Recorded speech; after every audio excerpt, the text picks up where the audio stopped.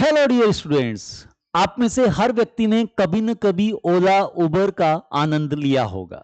लेकिन क्या आप जानते हैं कि हाल ही में भारत की 8 सहकारी समितियों के द्वारा यह निर्णय लिया गया है कि वो भारत टैक्सी नाम से एक अपनी इंडियन सर्विस लॉन्च करेगी। ये 300 करोड़ का प्रोजेक्ट है इनिशियल स्टेज में, और भारत के 4 राज्यों में भारत की ये 8 सहकारी समितियां जैसे अमूल है, इफ्को है, इस भारत टैक्सी सर्विस को शुरू करने जा रही है। भारत सरकार, या ये कहें कि ये 8 सहकारी समितियां भारत के 4 राज्यों में, खास करके दिल्ली, यूपी, गुजरात और महाराष्ट्र, यहां से इस टैक्सी सर्विस को शुरू करेगी। इस टैक्सी सर्विस के पीछे ओला उबर की जगह लिखा होगा भारत टैक्सी। इसका एक ऐप भी डेवलप किया जा रहा है और इस ऐप के माध्यम से आप इस भारत टैक्सी को अपने घर के गेट तक बुला सकते हैं। इस ऐप में हिंदी, गुजराती, मराठी और अंग्रेजी ये भाषाएं दी होगी।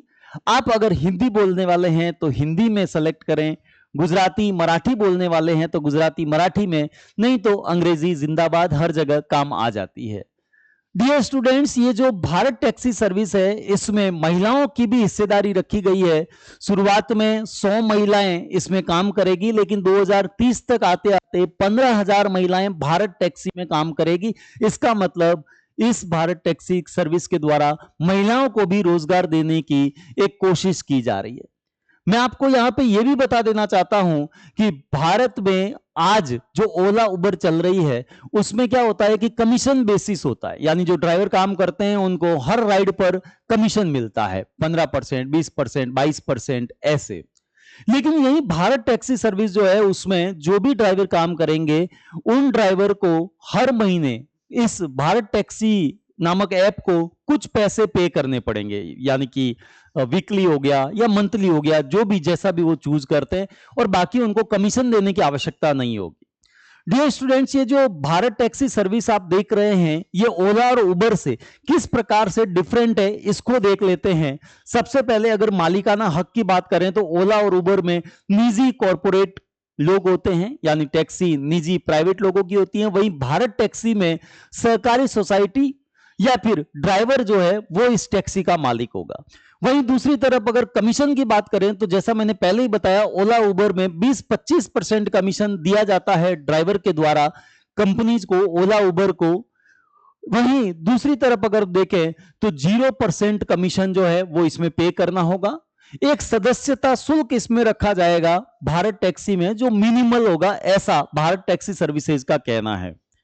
प्राइसिंग की बात करें कंज्यूमर के लिए, टैक्सी सर्विस जो यूज करते हैं उनके लिए, तो ओला और उबर में डायनेमिक होता है, यानी पीक आवर्स चल रहे हैं तो आपको डिमांड ज्यादा होने की वजह से टैक्सी महंगी मिल सकती है। और अगर पीक आवर्स नहीं है, शाम का समय, सुबह ऑफिस का समय, तो आपको टैक्सी सस्ती मिल सकती है। लेकिन वहीं भारत टैक्सी ने कहा है कि उनकी जो दरें हैं, खास करके कंज्यूमर के लिए जो रेट है टैक्सी का, वो स्थिर रहेगा। इसके हिसाब से देखें तो ये काफी सही ऑप्शन हो सकता है। अगर हम सुरक्षा की बात करें तो यहां ओला उबर में ऐप है, ऐप के फीचर हैं, सेम वैसा का वैसा भारत टैक्सी में भी ऐप दिया जाएगा और इसमें इंटीग्रेशन और डिस्ट्रेस का बटन होगा। अगर हम बात करें विस्तार क्षेत्र की तो ओला उबर ने जो विस्तार किया है वो किया है बेसिकली शहरों में, टीयर 1, टीयर 2 महानगरों में। वहीं भारत टैक्सी विस्तार करेगी अपनी सेवाओं का भारत के टाउन्स में, यानी कस्बों में और गांवों में। तो आपको कैसा लगा ये इनिशिएटिव जो भारत सरकार लेके आ रही है, भारत की सहकारी समिति लेके आ रही है? इसके बारे में नीचे कमेंट जरूर करें। मिलते हैं नए वीडियो में नए किसी टॉपिक के साथ जो चर्चा में है, जो एग्जाम के ओरिएंटेड है, एग्जाम में पूछा जाने वाला है।